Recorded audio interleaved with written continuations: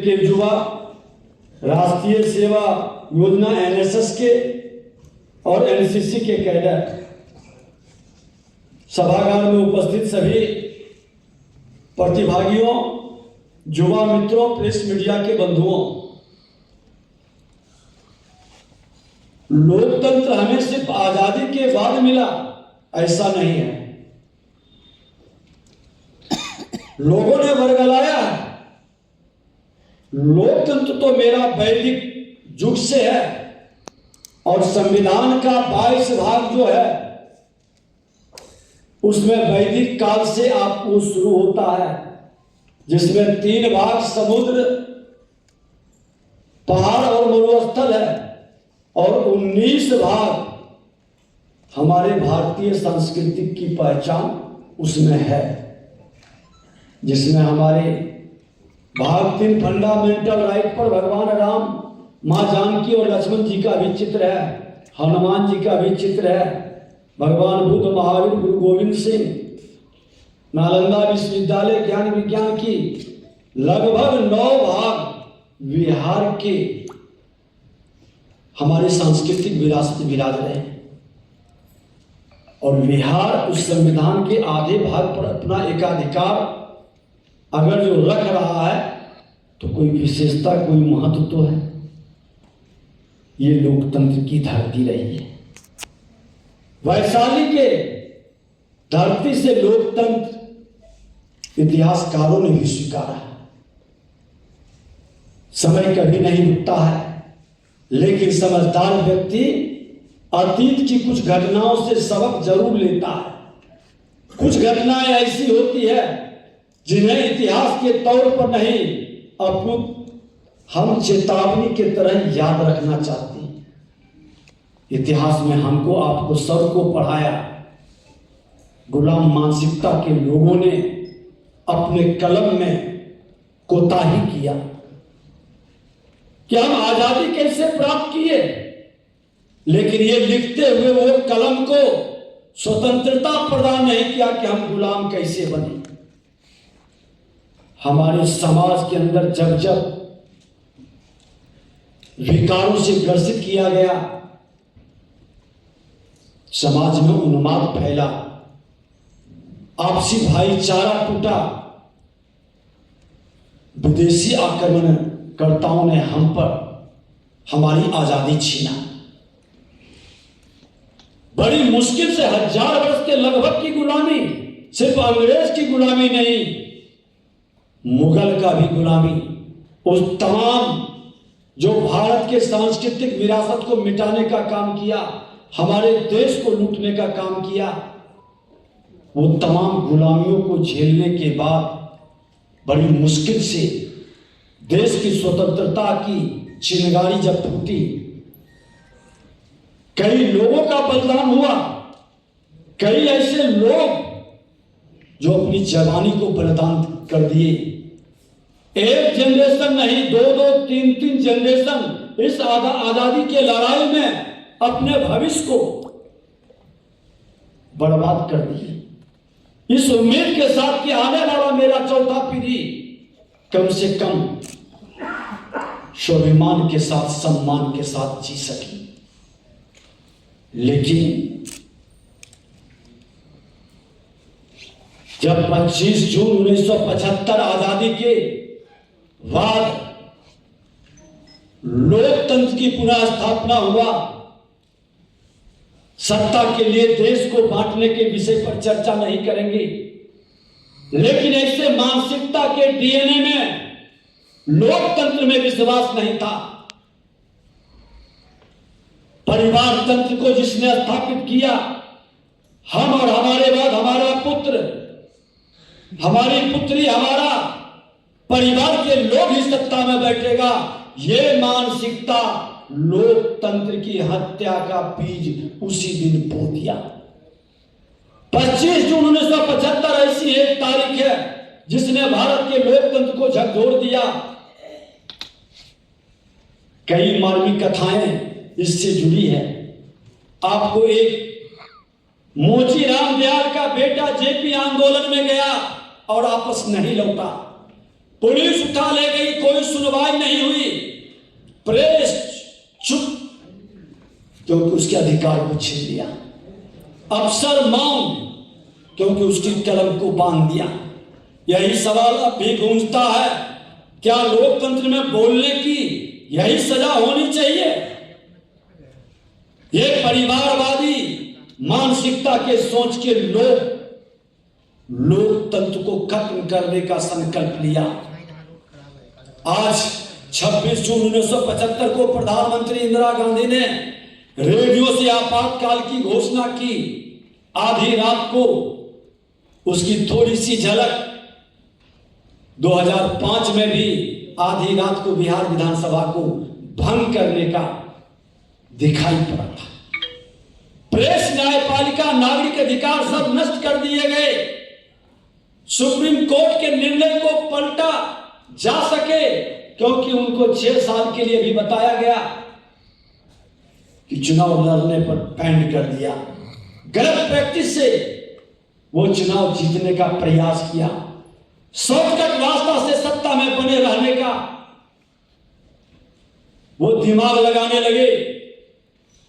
जनता के जान से ज्यादा कीमती प्रधानमंत्री पद हो गया, जिसे बचाने के लिए हर बलिदान देने को वो तैयार हुए, लोगों को करने लगे। राज्य सरकार को निष्प्रभावी कर दिया गया, मीडिया को नियंत्रित किया गया, जनता के मौलिक अधिकारों को समाप्त कर दिया गया। आपातकाल के दौरान 1,11,000 से अधिक लोगों को बिना मुकदमा के जेल में डाल दिया गया। यह राजशाही प्रवृत्ति, तानाशाही, हिटलरशाही, हम लोग भी बड़े कम उम्र के थे, लेकिन थोड़ी थोड़ी यादें हैं कि छोटे बच्चों को हाथ में राष्ट्रीय ध्वज देकर गली में प्रभात फेरी निकालता था कि गली गली में शोर है, उसके आगे की लाइन आपके अभिभावक बताएं। पूरी तरह से माहौल एक तानाशाही, हिटलरशाही के विरुद्ध खड़ा हो गया। तिहाड़ जेल की 1500 कैदी क्षमता के विरुद्ध 4000 से अधिक राजनीतिक कैदी ठूसे गए। जहां 1500 लोग रहे, वहां 4000 लोग भेड़ बकरियों की तरह जुल्म किया जाने लगा। 5000 से ज्यादा मीडिया प्रकाशनों पर सेंसरशिप लगाई गई। 6 लाख से अधिक लोगों की जबरन नसबंदी की गई। उस तानाशाही, हिटलरशाही का एक पुत्र था जो कोई भी पद पर, संवैधानिक पद पर नहीं था, उसका हुक्म चलने लगा, क्योंकि तीसरा जनरेशन सत्ता के लिए बेचैन था। उसका नाम संजय गांधी था। नसबंदी को सरकारी कर्मी हो, अभी आप लघु फिल्म के अंदर देखे, या राजनीतिक कार्यकर्ता, उसके भविष्य को ही खत्म करने की संकल्प ले चुका था। 1971 से ही सत्ता का केंद्रीकरण शुरू हो चुका था।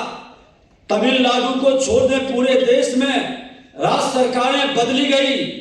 गांधी परिवार के विरोधियों को बाहर कर दिया गया। संविधान में सबसे अधिक संशोधन इसी काल में हुआ है। सबसे ज्यादा संविधान संशोधन श्रीमती इंदिरा गांधी के शासनकाल में। जेपी आंदोलन के चिंगारी फिर से लोकतंत्र की धरती से फूटा। यह बिहार का वह धरती है जो कई इतिहास को समेट के बैठा। जिस धरती पर शक्ति साक्षात इस धरती से निकली हो, मां जानकी का अवतरण इस धरती से हुआ है, जो लक्ष्मी के स्वरूप को लेकर के इस धरती पर आकर राजा राम को भगवान राम बनाने का ताकत प्रदान किया। जिस रामचरितमानस को हम आस्था का, परिवार का, समाज का सबसे बड़ा ग्रंथ मानते हैं, उस धरती से जेपी आंदोलन संपूर्ण क्रांति का बिगुल बजा, संपूर्ण क्रांति का नारा दिया गया। यही गांधी मैदान में सबको उत्सुकता थी कि इतनी भीड़ क्यों जा रही है। 8-9 साल के हम लोग थे, थोड़ी थोड़ी याद, भीड़ को देखने के लिए हम लोग भी रोड पर भारी भीड़ जुटी थी, लाठीचार्ज हुआ था। जेपी को बुरी तरह से घायल किया गया। तानाशाही, हिटलरशाही अपने जुर्म का एक नया इतिहास को रचा इसी धरती पर। छात्रों, युवाओं, आम जनता ने आंदोलन को राष्ट्रीय रंग दे दिया और यहां ये चिंगारी जो फूटी, पूरे देश में संपूर्ण क्रांति का शंखनाद कर दिया। आज हमारे बिहार के मुख्यमंत्री नीतीश कुमार जी हो, श्रद्धेय सुशील मोदी जी हमारे बीच नहीं है, लालू यादव और कई नेता इसी आंदोलन से निकले। लेकिन दुर्भाग्य रहा कि कुछ ऐसे लोग निकले इस आंदोलन से जो लोकनायक जयप्रकाश नारायण के आत्मा को भी कहीं न कहीं झकझोर दिया। आज उस कांग्रेस की गोद में जाकर बैठ गया। जिस लोकतंत्र हिटलरशाही तानाशाही के विरुद्ध लड़ाई लड़े थे, आज उसी हिटलरशाही तानाशाही से समझौता कर ली। प्रेस सेंसरशिप का विरोध करने वाले मंत्रियों को हटा दिया गया।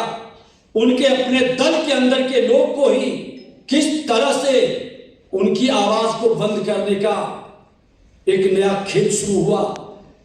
लाखों लोग शहर साफ करने के नाम पर बेघर कर दिए गए। धार्मिक संतों तक को नसबंदी के नाम पर अपमानित किया जाने लगा। जो पहले से ब्रह्मचर्य का संकल्प लिया गया, उनकी भी नसबंदी के नाम पर अपमानित कर करके सनातन संस्कृति पर प्रहार करने लगा।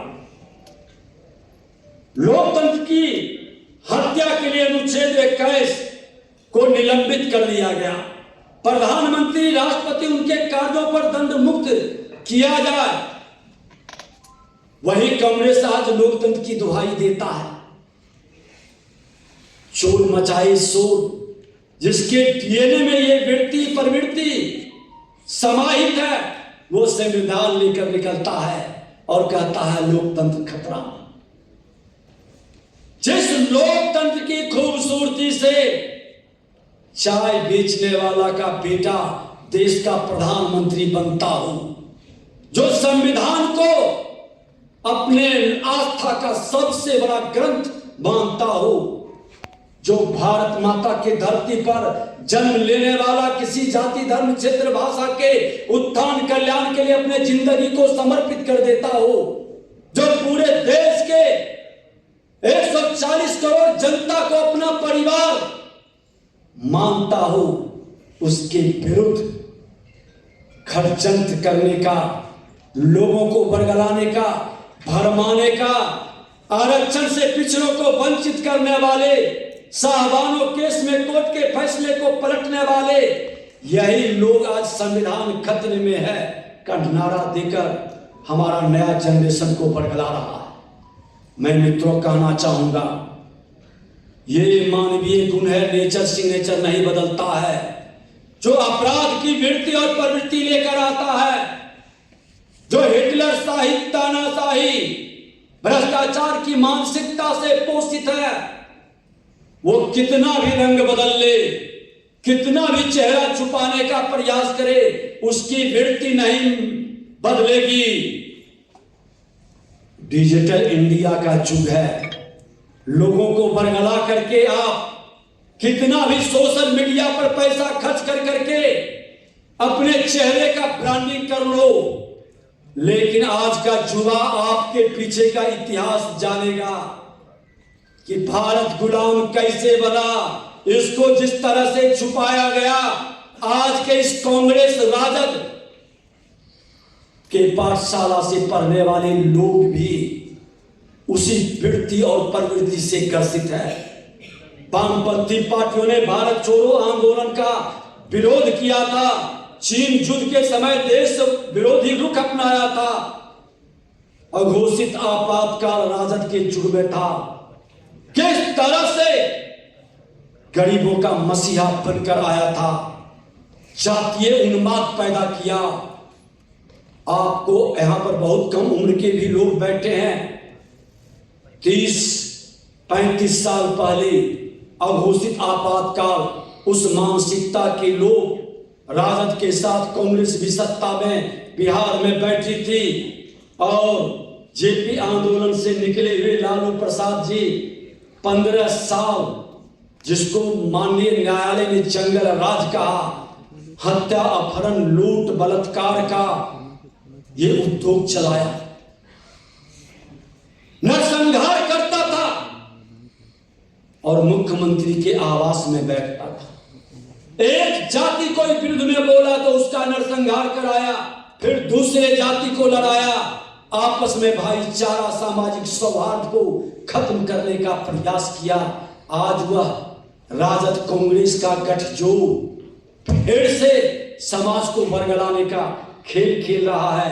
लोकतंत्र का गला घोटना, जाति के नाम पर शासन चलाना, 1990 के दशक का जंगल राज स्थापित कर 15 वर्षों तक आपातकाल लगाने की कोशिश करना, 600 से ज्यादा जातीय नरसंहार हुआ था, 600 से ज्यादा।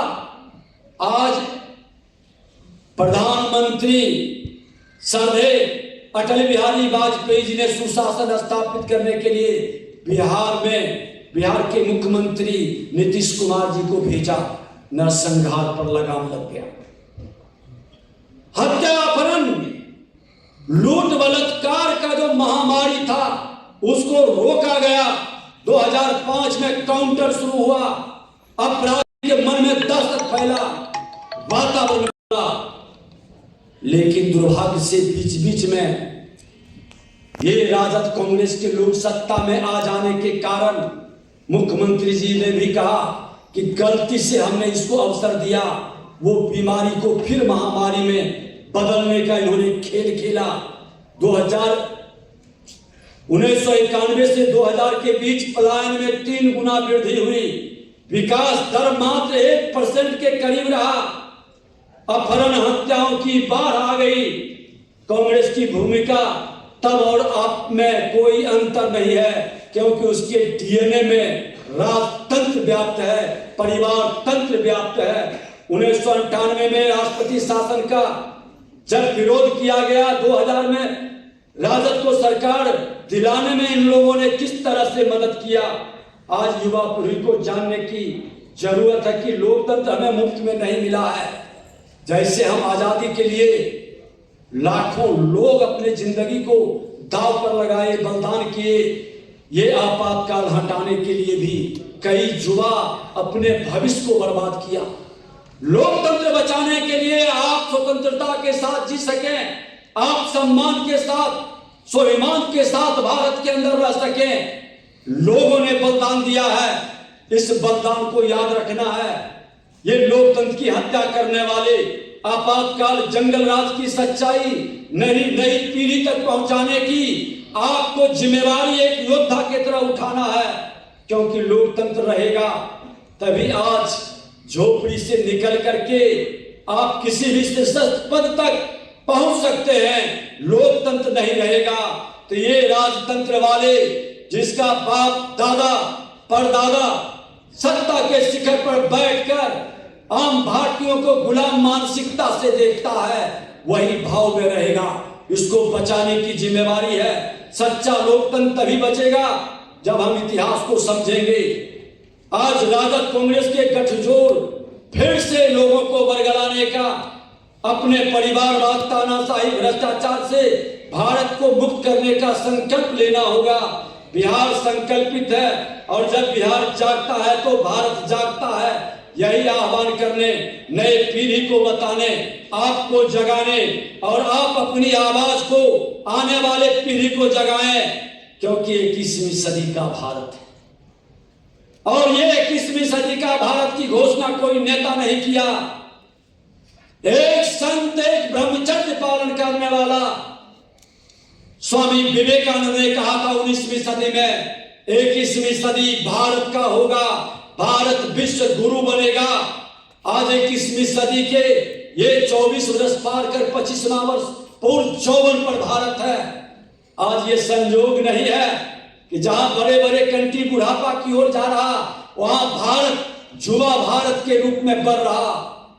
आप युवाओं से आग्रह निवेदन है कि विश्व गुरु बनाने के लिए विकसित भारत, विकसित बिहार बनाने के लिए और लोकतंत्र के एक सच्चे प्रहरी के रूप में लोकतंत्र के हत्यारों को, संविधान का हत्या करने वाले से बिहार और देश को मुक्त करने का एक नए आंदोलन की जरूरत है।